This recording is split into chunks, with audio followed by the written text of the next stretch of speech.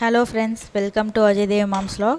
இன்றைக்கி நம்ம சேனலில் சுக்குட்டி கீரை பொரியல் எப்படி பண்ணுறதுன்னு பார்க்கலாம். நான் வந்து சுக்குட்டி கீரை முட்டை போட்டு செய்ய போகிறேன். வாங்க அது எப்படி பண்ணுறதுன்னு பார்க்கலாம்.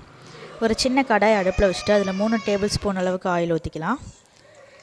ஒரு அரை டீஸ்பூன் அளவுக்கு கடுகு போட்டு கடுகு நல்லா பொரியட்டும்.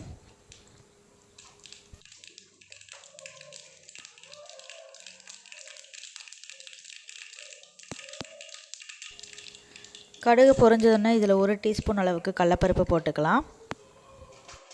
கடலப்பருப்பு கருகிடக்கூடாது. ஒரு 15 செகண்ட்ஸில் கடலப்பருப்பு நல்லா வெந்துடும், கலர் மாதிரி வந்துடும்.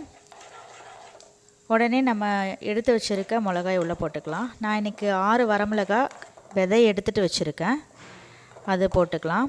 விதையோடு போடுற மாதிரி இருந்தால் 6 போட வேண்டாங்க, ஒரு 3 இல்லை 4 போடுங்க, உங்கள் காரத்துக்கு தகுந்த மாதிரி. நான் விதையை எடுத்து வச்சுருக்கேன். 2 கட்டு கீரைக்கு 3 முட்டைக்கு சேர்த்து தான் இந்த 6 வரமிளகா விதை எடுத்துகிட்டு போட்டிருக்கேன். இந்த ஆயிலில் போட்டு வரமிளகா வதக்கும் போது அதோடய காரம் எல்லாமே இந்த ஆயிலில் இறங்கி காரம் நம்மளுக்கு கரெக்டாக வந்துடும். ஒரே ஒரு பெரிய சைஸ் வெங்காயம் எடுத்து வச்சுருக்கேன், அதை வந்து சாப் பண்ணி போட்டுக்கலாம். வெங்காயம் பார்த்திங்கன்னா இந்தளவுக்கு நல்லா கலர் மாதிரி வரணும்.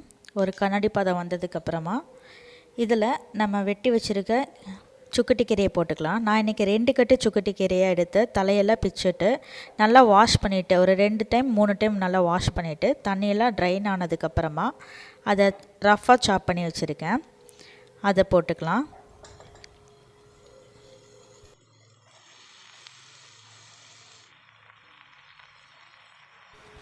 கீரை போட்டதுக்கப்புறம் அப்படியே ஜென்டலாக திருப்பி விடுங்க. இப்போ கீழே இருக்கிற வெங்காயத்தை அப்படியே மேலே கொண்டு வந்து திருப்பி விட்டுருங்க. இப்போ பார்க்க நிறைய இருக்கிற மாதிரி தான் இருக்கும். ஒரு 5 மினிட்ஸில் அப்படியே கீரை வந்து கம்மியாக மாறிடும். அதுக்கப்புறம் வந்து நம்ம உப்பு போட்டுக்கலாம்.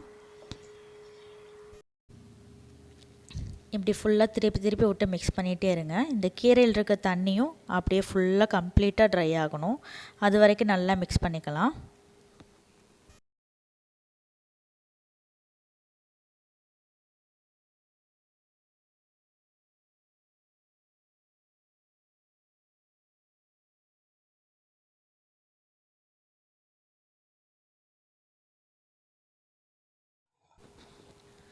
பார்த்திங்கன்னா இந்த ஸ்டேஜில் அரை டீஸ்பூன் மட்டும் உப்பு போட்டிருக்கேன்.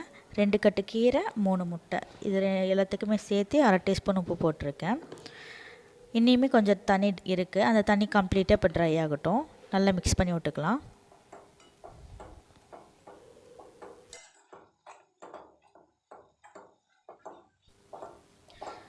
பாருங்கள், இந்தளவுக்கு ஃபுல்லாக தண்ணி வற்றி ட்ரையாக இருக்கணும்.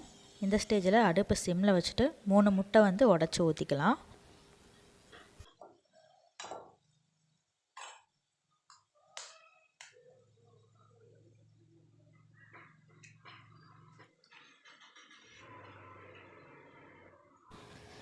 இப்போ இந்த 3 முட்டையும் வந்து நல்லா கீரை கூட மிக்ஸ் ஆகிற அளவுக்கு நல்லா மிக்ஸ் பண்ணி விடணும். ஃப்ளேம் வந்து ஹையில் வச்சுட்டு ஒரு 2 நிமிஷம் நல்லா மிக்ஸ் பண்ணி விட்டுக்கலாம்.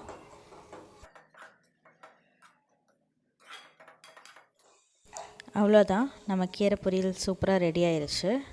நீங்களும் ட்ரை பண்ணி பார்த்துட்டு உங்கள் கமெண்ட் அண்ட் ஃபீட்பேக் எனக்கு சொல்லுங்கள். மறக்காமல் நம்ம சேனல் சப்ஸ்கிரைப் பண்ணிடுங்க. தேங்க்ஸ் ஃபார் வாட்சிங்.